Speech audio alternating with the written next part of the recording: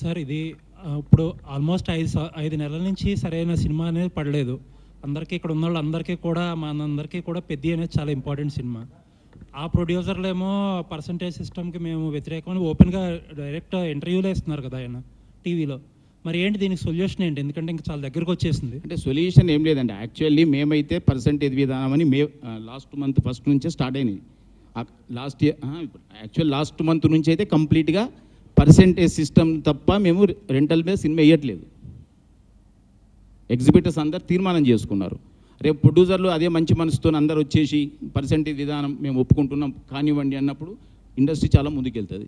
Sir council మీటింగ్లో ఇద్దరు ప్రొడ్యూసర్లో మీరు ఎవరైతే ఆ 22, 23 థియేటర్లు ఎవరైతే ఒక నోటీస్ పంపించారో మీరు రన్ చేయలేకపోతే మాకు ఇచ్చేయండి థియేటర్స్, మేము రన్ చేసుకుంటామని అన్నట్టు తెలిసింది బయట వార్తలు వచ్చి. ఆ మాట వాళ్ళనంటే వాళ్ళు ఒప్పుకుంటారా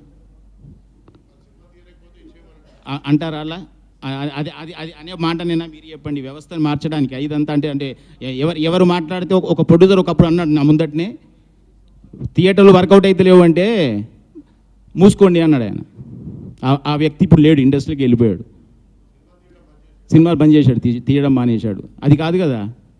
ఇప్పుడు ఒక పని చేస్తున్నప్పుడు ఇప్పుడు మీరు వచ్చి నాకు క్వశ్చన్ వేశారు మీరు అడగకండి అంటే అది కాదు కదా. మీ పని మీది చేస్తున్నారు, మా పని మేము చేస్తున్నాం. అందరి పని వ్యవస్థ నడవాలంటే అన్నీ సమఉజ్జిగా నడవాలి.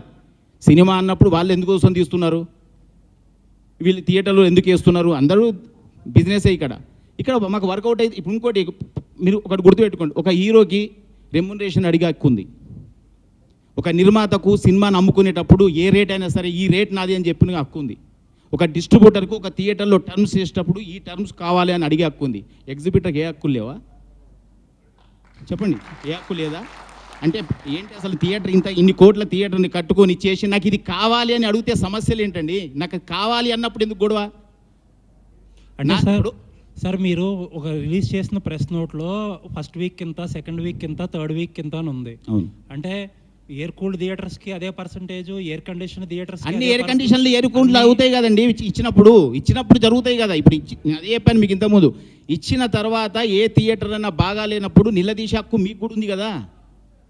మీరు ఇప్పుడు ఆ థియేటర్కి వెళ్ళి ఏంటి థియేటర్ ఇలా ఉంది మీరు రాస్తారు కదా, మీడియా మీరు రాస్తారు కదా, థియేటర్ ఇంత పర్సంటేజ్లు తీసుకొని ఇంత డబ్బు కలెక్ట్ చేసుకుంటున్నారు, తీరా చూస్తే థియేటర్లో ఏసీ సరిగా లేదు, సీటు సరిగా లేదు, సౌండ్ సరిగా లేదు, మీరే రాస్తారు కదా. అప్పుడు